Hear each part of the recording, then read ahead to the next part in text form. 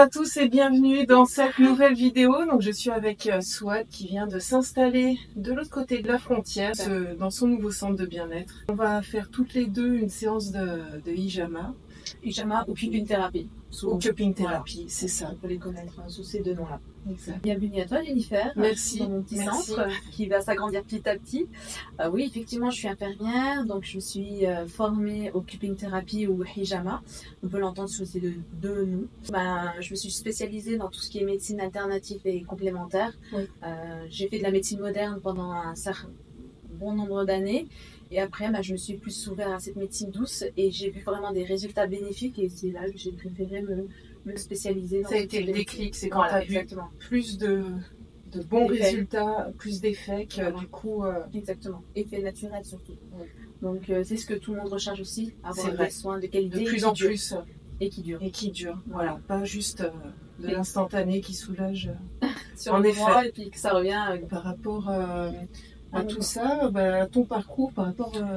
Alors mon parcours, j'ai été diplômée à la Haute École de médecine de santé, je vais dire, à Genève. Et ensuite, j'ai exercé pendant 7 ans dans un centre médical spécialisé en cardiologie.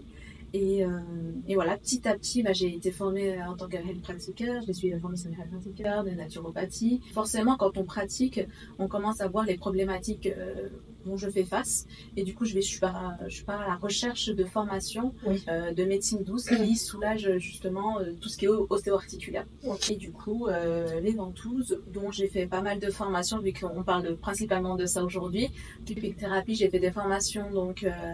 à l'international, donc j'ai été en Angleterre, j'ai été également au Maroc, j'ai été à Paris et j'ai suivi une formation d'une formatrice de Paris mais qui s'est déplacée sur Lyon. D'accord. Et j'ai été également en Suisse. Je voulais rajouter quelque chose. Je sais qu'en formation, on avait vu plusieurs types de techniques. La ventouse sèche et la ventouse humide. Oui. C'est vrai que moi, comment je procède habituellement, c'est que je fais un bilan de santé avant. Justement, je rencontre la personne, je veux savoir pourquoi elle souhaite faire cette thérapie-là. Et du coup, j'adapte mon protocole en fonction du besoin. Parfait. Donc, la sèche ou de la humide. Il y en a qui ne sont pas adeptes à la humide, il y en a qui sont adeptes. Voilà, ça dépend aussi du bon vouloir aussi de la cliente ou du client. Donc, voilà, et de la pathologie qu'on traite. D'accord. Ok, voilà. Donc ce bilan, il prend à peu près combien de temps ? 15-20 minutes en fait. On fixe déjà rendez-vous la consultation et puis une bonne anamnèse. Et à partir de là, c'est comme de l'acupuncture, c'est-à-dire qu'on a des points précis en fonction de ce qu'on traite. Donc, d'où la nécessité de faire ce bilan avant cette anamnèse pour savoir où je dois travailler, sur quel point je dois travailler. Et c'est vrai qu'on le verra, mais moi j'ai été étonnée, même si je suis dans le même type d'approche que toi, c'est-à-dire de s'occuper de l'ensemble du corps et de la personne. J'ai été étonnée du placement des ventouses, vous verrez au niveau du dos, mais ça elle vous l'expliquera peut-être pendant le soin, vous verrez ça. Donc c'est vraiment une technique en tout cas qui apporte beaucoup de résultats comme tu l'as dit. Là sur 5 effets, on peut travailler sur 5 plans, sur le plan neurologique, sur le plan hormonal, sur le plan antalgique, vraiment l'antalgique c'est fabuleux, sur le plan immunologique et également sur le plan psychologique, c'est-à-dire que on soulage énormément tout ce qui est anxiété et angoisse. Je dis pas qu'on traite ça la dépression, mais ça a vraiment un effet où la personne sent un bien-être et du coup une sorte de dopamine qui est sécrétée naturellement dans le corps et qui fait que la personne se sent mieux. J'ai eu des personnes dépressives qui sont venues et qui, quand on a fait la séance, elles me disent qu'elles se sentent beaucoup mieux. D'accord. Et voire, elles ont pu diminuer un peu le traitement en accord avec leur psychiatre. Ok, hyper intéressant. Hyper intéressant parce que dans les personnes qui me suivent ou que j'ai coachées, c'est quand même quelque chose de lourd. Par exemple, quand les personnes ont de l'arthrose ou des choses qui les handicapent, on a une phase de dépression parfois. On peut avoir aussi des associations avec d'autres pathologies, notamment au niveau de la psychiatrie. Donc c'est hyper intéressant d'avoir ces éléments-là. Donc bien sûr, c'est pas uniquement pour les genoux. Donc ça a beaucoup de bienfaits en fonction de plein de pathologies. Mais nous, en l'occurrence, voilà, on va se cibler à ça. Et écoutez, c'est parti. C'est parti pour la séance. C'est parti. Donc on commence toujours par un petit massage relaxant parce que c'est déjà plus agréable pour la personne de se détendre. pour que vraiment les tensions sur le plan musculaire également, les muscles se détendent. Et qui n'aime pas se faire masser? Hop. Et souvent, j'accentue la zone où la personne a besoin de se détendre. D'où le bilan qu'on fait avant de l'anamnèse. Par exemple, si c'est une personne qui est très tendue au niveau des cervicales, je vais faire justement, étant massothérapeute également, c'est vrai que je vais parler de ce parcours-là, je vais accentuer les zones à traiter. Je vais faire quelques petites mobilisations. Dans le centre, on va justement prendre dans sa globalité la personne et je fais mes protocoles entre le cupping, entre également il y a de l'hydrotomie. Après, il y aura aussi de la nutrition qui va être prendre en compte également la nutrition de la personne parce que des fois les articulations sont dues aussi à du surpoids. Donc des fois, il faut aider à muscler et faire perdre du poids à la cliente. Donc c'est vraiment une prise en charge globale qu'on est en train de mettre en place. Alors, première chose, donc après, je fais un petit massage par ventouse également. C'est aussi un soin agréable, je ne sais pas comment tu le ressens, Jennifer. Oui, c'est agréable. J'avais rencontré une dame qui faisait chauffer, tu sais, à la flamme. Oui, aussi c'est possible, ouais. Là, on peut utiliser les ventouses chaudes comme les ventouses mécaniques, comme celle-ci. Ventouses chaudes, c'est vrai qu'à l'ancienne, en certain temps, c'était beaucoup qu'on utilisait des ventouses chaudes. Et celles-ci, elles sont pratiques parce que vu qu'on fait de la humide, pour le jeter, question de stérilisation, etc., c'est plus pratique avec les ventouses en verre, mais moi, je ne peux pas. Je n'ai pas de stérilisateur. D'accord. Du coup, j'utilise celle-ci. Même Hippocrate parlait de cette thérapie, des ventouses. On se soignait à l'époque par les ventouses. Ce qui l'a fait disparaître, c'est les lobbies pharmaceutiques. En fait, c'est surtout quand il y a eu les antalgiques et les antibiotiques en Occident qu'on a arrêté d'utiliser les ventouses. Bon, après, lobby, on est pour ou contre, mais je ne suis pas contre les médicaments. Quand on est en état de crise, heureusement qu'on a les médicaments pour traiter. Ça a correspondu à cela. Ah ouais. Donc c'est à partir de ce moment-là qu'en Occident on a arrêté. Sauf après dans les pays asiatiques, parce qu'elle fait partie de la médecine traditionnelle chinoise. D'accord. Et elle fait également partie de la médecine arabo-musulmane, où justement dans ces pays-là, on la pratique énormément. Est-ce que ça va? Oui. Donc quand je l'ai massée, j'ai pu voir que justement Jennifer avait une petite inflammation au niveau des omoplates. Donc, et on le voit au niveau de la coloration des ventouses également. C'est-à-dire que là, on voit que le point est un petit peu plus foncé que les autres parties du corps. Donc il y a une mauvaise, on va dire, circulation, un petit blocage. Et souvent, les gens ont toujours ce point au niveau des omoplates. Ou quand ils ont un peu du mal à respirer, souvent c'est dû à une douleur au niveau du dos. Et quand on appuie, et ben quand on aura fini la séance de ventouse, ça va détendre le muscle et du coup la personne se sentira beaucoup mieux. On va laisser les ventouses pendant 5 à 10 minutes. Ça détend la personne. Et puis là, il y a un effet. Au départ, on sent bien les ventouses. Et au bout de 2-3 minutes, il y a un effet anesthésien. Parce qu'en fait, on comprime sous la peau le nerf, on va dire, la communication au niveau cérébral. Ce qui fait que la personne, au moment donné de comprimer, le message ne passe plus au cerveau. Donc du coup, on sent moins les ventouses. C'est pour ça qu'après, c'est un effet vraiment relaxant. Au départ, on les sent bien. Je sais pas comment tu... On sent bien que la peau est tirée, mais après, il y a vraiment un effet relaxant. Il faut laisser le corps... C'est vrai qu'à un moment donné, tu sens plus la ventouse. C'est vrai. Parce qu'en fait, on comprime ça s'appelle la fibrosée. En fait, on la comprime en appuyant. Donc, du coup, la communication du plan nerveux, en fait, ne va plus communiquer au cerveau. Et ça fait qu'à la personne, ça fait un anesthésiant naturel, en fait, on sent. Et quand j'ai piqué, justement, vu qu'on a un peu anesthésié, bah, du coup, la personne sent moins. C'est le fait aussi de laisser les ventouses 5 à 10 minutes, en fait, avant. C'est pas vraiment agréable de... Donc, la deuxième partie, une fois qu'on a fait la sèche, on va attaquer la deuxième partie, c'est les petits picotements qui, on appelle ça les ventouses humides. Donc, je retire. Je vais désinfecter.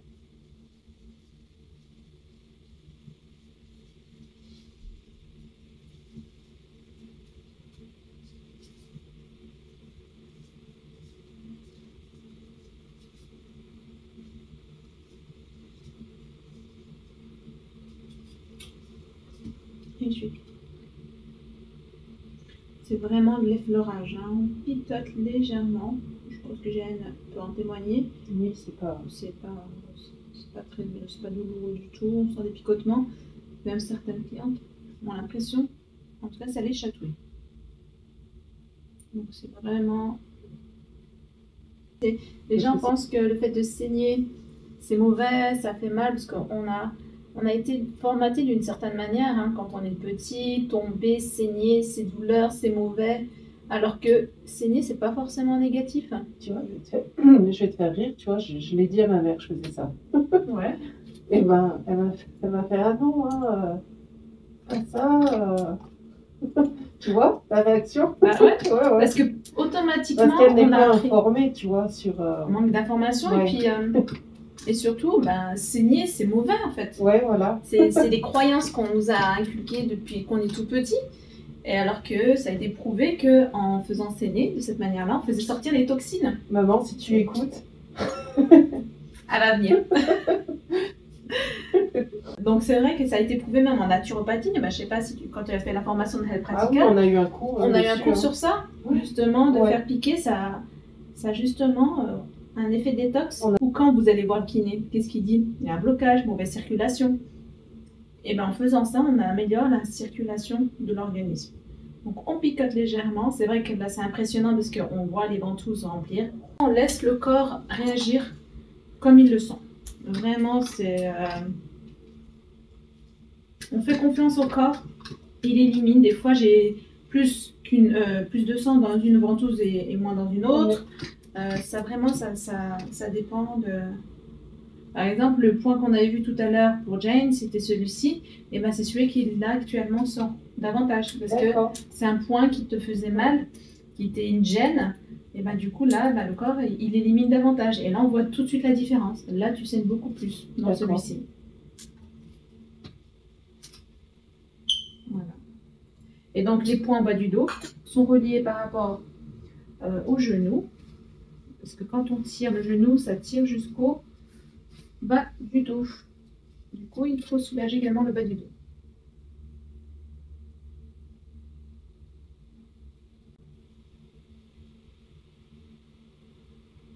Voilà? Oui. Nickel. Okay. Sans une bonne circulation, rien ne se passe clairement. Exactement. On est constitué quasiment que de liquide en nous.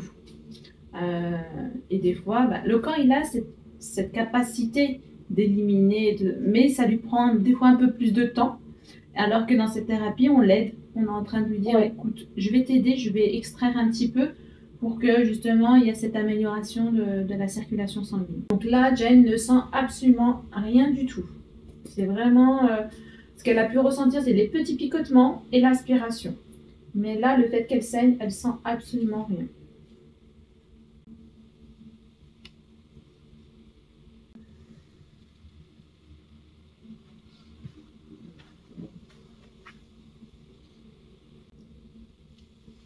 Pour les sportifs, ils le voient de plus en plus, alors peut-être pas avec les saignées, mais c'est de plus en plus plébiscité quand même.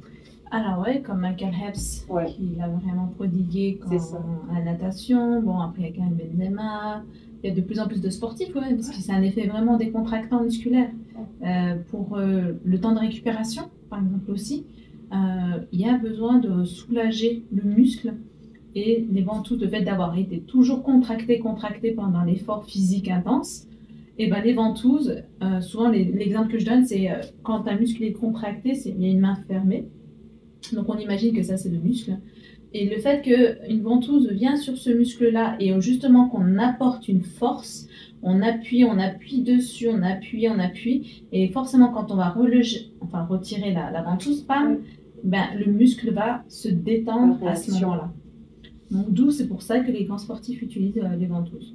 Une fois qu'on a laissé un bout d'un moment, le corps, ce qu'il va faire, c'est qu'il va se stopper automatiquement.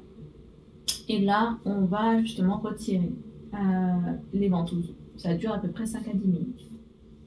Et là, c'est la fin.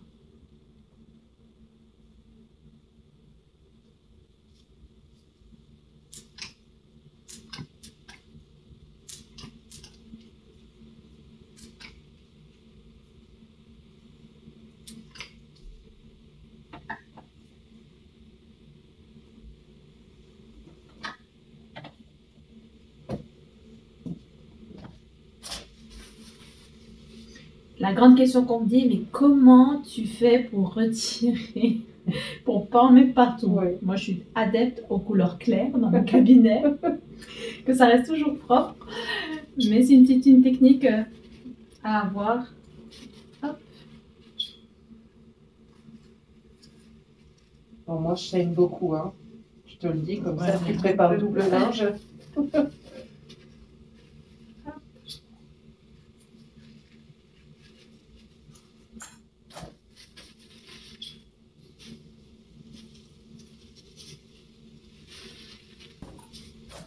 C'est un peu, des fois, on peut la comparer à comme un don du sang. C'est quasiment. Ouais. Là, on est plus sur le plan capillaire, donc vraiment sur la petite circulation, alors que le don du sang, c'est vraiment sur directement en intraveineux. Si les capillaires sont bouchés, on est au niveau du genou, c'est impossible de drainer quasiment. Ah, voilà. Ouais, d'où le fait de faire sur les genoux, parce que ça va aider à avoir une meilleure circulation. Et là, c'est remarquable, hein. Les gens voient vraiment la différence. Voilà, donc comme on peut voir, le dos est intact. Il n'y a plus de saignement, tout est propre. Comme on peut voir, plus de saignement, tout est propre. Un petit coup de désinfectant rapide. Et une fois, j'ai une personne, un homme qui me disait qu'il faisait des dons du sang, mais également pour lui, tu vois, pour renouveler son sang, quoi. Contrairement aux femmes qui ont leurs règles. Ouais. Mais ils disent, hein, le don du sang est aussi bon. À la fois, on fait un geste humain, et en même temps, c'est pour notre santé également. Voilà, et puis là, on va attaquer maintenant les genoux. Voilà, super. C'est le même principe. On met un peu d'huile, pas que ça soit trop riche, on va dire, ou que ce soit plus agréable. Ça va maintenir les ventouses.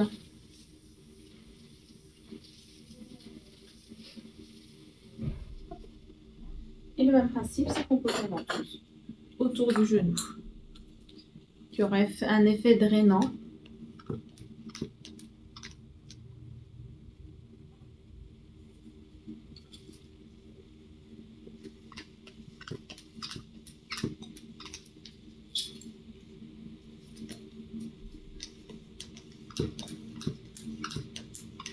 Et pour justement améliorer la circulation donc du genou. Dans les pathologies de genoux que tu reçois au cabinet, au centre, qu'est-ce que tu rencontres le plus et par rapport à la thérapie par les ventouses, qu'est-ce que si tu as des anecdotes, si tu te rappelles de choses qui t'ont marqué? Ouais, ce que je rencontre le plus, c'est de l'inflammation du genou. Il y a également l'arthrose, énormément l'arthrose. Ça, ceux qui ont subi des opérations, justement, du genou. Mais c'est souvent c'est vraiment de l'arthrose ou des douleurs inexpliquées. Des fois, ils me disent, ouais, j'ai problème au genou, je ne sais pas ce que j'ai. Et là... Et tu sais, par rapport à ça, la maladie de Lyme, il y a beaucoup de gonflements et d'arthrite qui en découlent. Et peut-être que les douleurs dont tu parles, qui sont inexpliquées. La maladie de Lyme qui génère généralement de l'inflammation. Oui, c'est-à-dire que ça peut créer de l'arthrite et de l'inflammation au genou, en effet. Exact. Et des fois, voilà, quand c'est pas expliqué, on n'y pense pas, mais il y en a de plus en plus. Hein. Oui.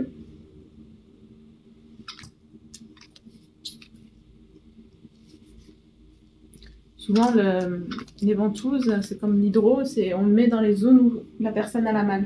Parce que le corps, il exprime la douleur. Le corps dit où il faut traiter. Et souvent, on n'est pas à l'écoute. On dit pas. Donc, du coup, nous, on est vraiment à l'écoute. Quand on va dans ce genre de thérapie, c'est où vous avez mal. Ouais. Et c'est dans le point où la personne a la mal, bingo. Et du coup, on pique pour faire sortir. Ok. Et généralement, c'est là où la personne, du coup, sent vraiment les effets. Parce qu'on a piqué la zone douloureuse. Tu recommandes. On peut pas généraliser, mais au bout de combien de séances tu as des premiers résultats, je dirais, et puis ensuite un résultat vraiment transformationnel? Alors déjà, dès la première séance, les gens voient déjà des résultats. Ok. Dès la première séance, c'est assez phénoménal. Par exemple, souvent les gens, ils ont évalué la douleur à 8-9, ils l'évaluent peut-être à 4-5. C'est énorme. Après la première séance, déjà. Ok. Et en moyenne, on n'a pas forcément des protocoles comme l'acupuncture ou ce genre de choses où il y a un certain nombre de séances par rapport à ce qu'on doit traiter. Dans les ventouses, en moyenne, on préconise 3 séances. D'accord. Espacées de 3 semaines à 1 mois. Ok. Voilà. Après, plus le mal est là depuis des années, plus il est installé, tout, hein. plus ça prend plus de temps. Plus c'est rapide, mieux c'est. C'est pour ça que je suis plutôt dans la prévention aussi. Et oui. Des fois, on n'est pas obligé d'attendre d'avoir mal pour bénéficier des ventouses. C'est aussi à titre préventif, ça aide pour la circulation, ça détoxifie le corps, ça aide aussi à se sentir plus légère. Surtout aujourd'hui, on est tous face à du stress intense, on est tous face à travailler toujours de manière constante, assis sur un bureau. Donc la circulation est mauvaise, on tasse au niveau des lombaires. Et ça, il faudrait faire de temps en temps. Il faut juste faire l'expérience une fois pour voir vraiment ce que ça apporte, le bien que ça apporte au corps. Après, c'est vrai que la plupart ont vraiment peur de la thérapie parce que à voir, c'est impressionnant. Mais quand on l'a fait une fois, on est comme là, je vois Jane, voilà, les points sont assez foncés quand je pose. C'est assez violet. Vraiment, oui. Donc on sent qu'il y a une mauvaise circulation. Et là, on peut détecter quoi, là, il y a une mauvaise. Et au fur et à mesure des séances, les points deviennent de plus en plus clairs. C'est-à-dire là où j'ai posé la ventouse, les points viennent plus clairs. Et donc, dans ces cas-là, c'est-à-dire qu'il y a une meilleure circulation. Et moi, j'ai fait mon travail en tant que thérapeute par ventouse. Et c'est vrai que tu vois, c'est un signe. On dit souvent quand on a les pieds froids, qu'on a une mauvaise circulation. Moi, c'est mon cas. Hein, ça fait des années que. Donc, tu vois, ça se confirme. Exact. Voilà, le corps, il le dit. C'est ça qui est beau dans la thérapie. Et c'est ça que j'ai découvert avec les années. C'est que le corps, il est magique. Il exprime. Il faut juste lui laisser le temps et d'écouter. Parce qu'Hippocrate disait souvent aussi, écoutez vos patients, ils vous disent ce qu'ils ont. Ils vous donnent le diagnostic. Donc, on a juste à écouter. Le client, en tout cas, moi, je l'écoute énormément. Et je regarde le corps, ce qu'il a exprimé. Et là, je vois l'évolution. Et c'est beau. Donc quand on découvre... On va être honnête, elle nous dira réellement ce qu'elle pense de moi et mon corps. On va être cash, on est dans la transparence. Hop.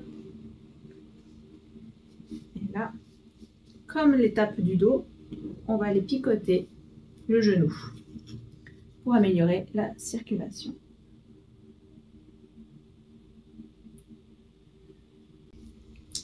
Des fois, la médecine ancestrale, ils se soignaient comme ça et puis ils n'avaient pas forcément besoin de grand-chose. Même à l'époque, ce qu'ils faisaient, c'était qu'ils se soignaient. À l'époque, aujourd'hui, on a des ventouses comme ça, en plastique, mais je ne suis pas très pour tout ce qui est, pour ce qui est l'écologie, je ne suis pas pour. Mais à l'époque, ce qu'ils faisaient, c'était des ventouses, ils utilisaient les cornes d'animaux. Ah oui, ok. Pour un effet de succion, donc ils aspiraient avec les cornes et puis bouchaient un petit peu le... Et ça, c'est l'histoire des ventouses. C'est passionnant quand on est thérapeute, on cherche à comprendre comment à l'époque, du coup, c'est vrai que c'est une médecine ancestrale, mais comment ils faisaient, parce qu'ils n'avaient pas de pompe, ils n'avaient pas de ce genre de ventouses qu'on a aujourd'hui, mais ils utilisaient les cornes d'animaux.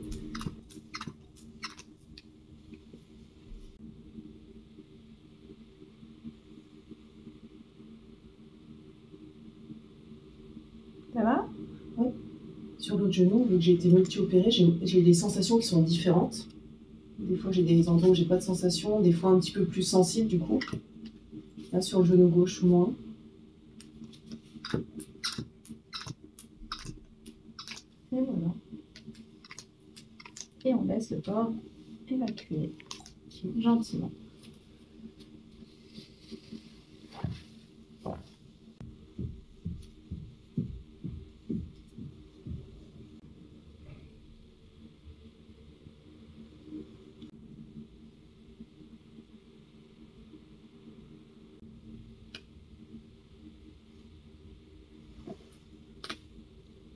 Yeah. Voilà, super. Donc ouais, tu as déjà remarqué que le corps peut aussi par lui-même expulser les ventouses. Bon, c'est la fin. Oui. Ouais, souvent c'est comme ça, des fois. Hop.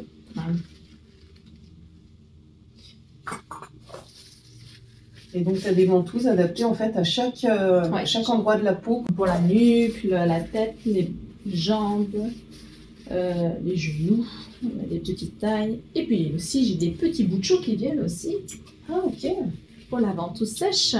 8 ans d'expérience où je suis été sur le terrain et que j'ai évalué. Ouais. Je pense que si ça fonctionnait pas, Ça, je pense ça pas qu'il aurait comme duré on 8 dit, ans. c'est l'expérience qu'on acquiert le plus de connaissances. Exact. Les formations, mais l'expérience surtout. L'expérience beaucoup. Moi, franchement, j'ai expérimenté et encore aujourd'hui, j'ai énormément de monde. Ouais. Mais voilà, parce que tout simplement, ça fonctionne. Sinon, je pense pas que j'aurais T'aurais pas encore pu aujourd'hui continué pendant 8 Ouais. ans.